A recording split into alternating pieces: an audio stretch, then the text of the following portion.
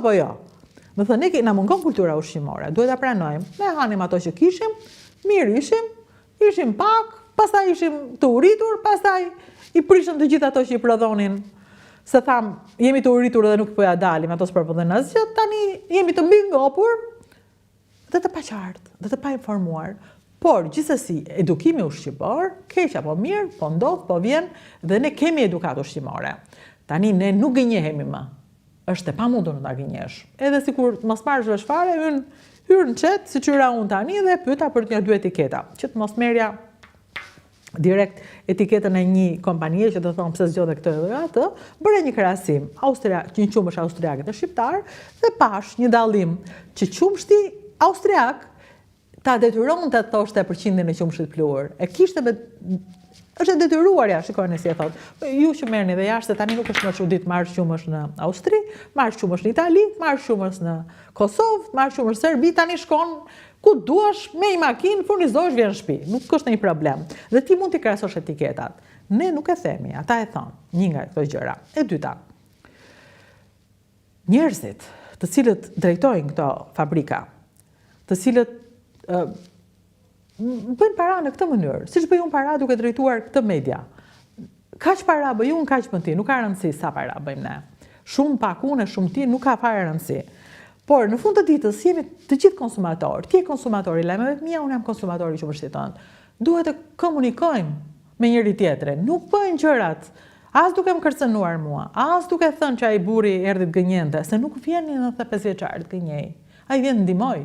Ai përket një brezi që vjen të ndihmoj, se është mësuar në këtë mënyrë, është i përkushtuar të ndihmoj. Ai mund të ketë gabimet e veta dhe mungesën e njohjes, ai nuk di shifrat e doganave që ne i kemi, ju mi dha tani, as unë si dia shifrat e doganave, nuk kisha shkuar në doganat i merja, ju mi dha dhe unë ju besoj. Problemi është, pse nuk e bëni më shpesh? Pse nuk informoni? Pse nuk komunikoni? Pse nuk bëni takime? Pse nuk flisni më gjatë? Pse i bini shkurt duke bërë ca reklama, që janë as reklama që nuk thonë asgjë. Më thënë, ku është problemi që nuk komunikoni ju me konsumatorin, i cili sot që flasim nuk ju beson. Ndërkohë, ka njerëz të informuar, ka njerëz që punojnë ato fabrika, ka njerëz që mbahen në atë mënyrë që ju besojnë, dhe unë kam takuar të tillë. Unë nuk hyte njerëzit që jam në një listë ndaj punës suaj. Nuk jam në një listë ndaj punës së asnjë biznesi në këtë vend, se është shumë e vështirë të bësh biznes në këtë vend. Dhe ju qaj hallin çdo njeriu që bën biznes. Është shumë e vështirë. Por ja të komunikojmë. Ja të flasim. Ndaloni së dhëni para gjoba në përvende që ju kërcënojnë dhe ju thonë dhe o çojnë në laborator. Jepni gjoba dhe ata pastaj se çojnë në laborator. Komunikoni. Flisni. Hajde flasim, çfarë lloj qumshi prodhoni? Flisni për problemet tuaja, unë jam e qartë që ju keni probleme.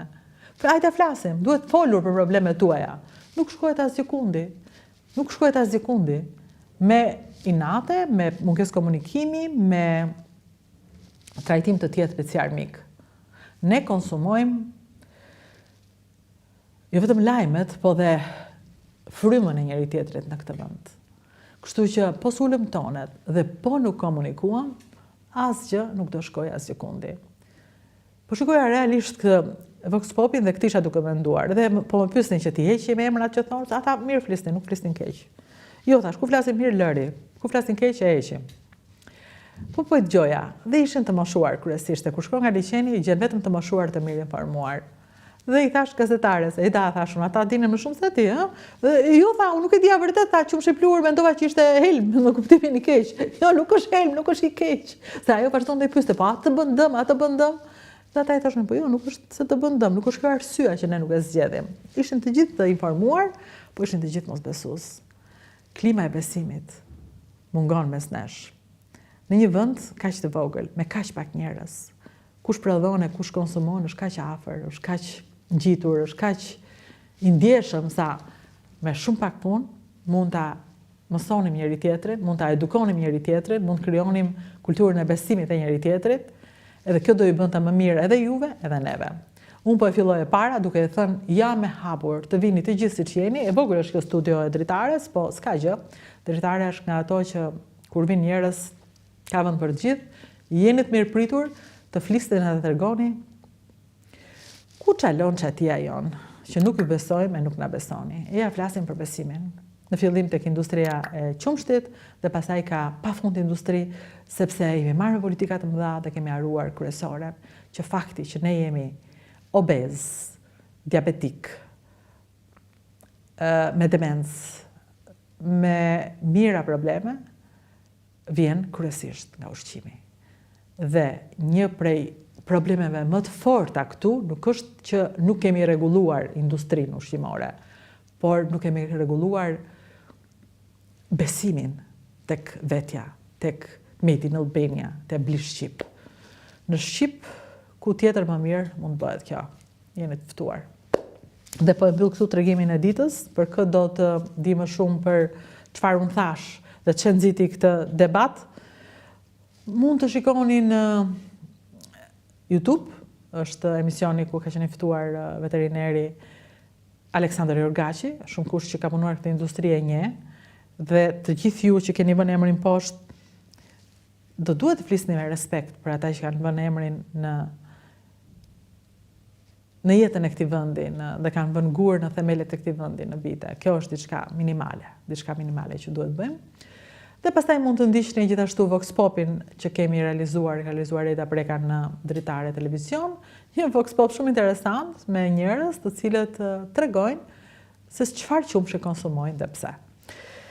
Ju ftoj të ndiqni Dritare Televizion dhe Rudina Xhunga, ju ftoj të na bëni subscribe, të regjistroheni, të na këshilloni si të përmirësohemi. Është një gjë që e bëjmë shumë mirë, të përmirësohemi dhe të nxjerrim më të mirën e vetes, sepse kemi për detyrë. Na keni besuar shumë subscribe dhe shikime, jemi tashmë te 400 milion shikime, po shkojmë në 2 kanalet tona, kështu që e kemi për detyrë të jemi të mirë.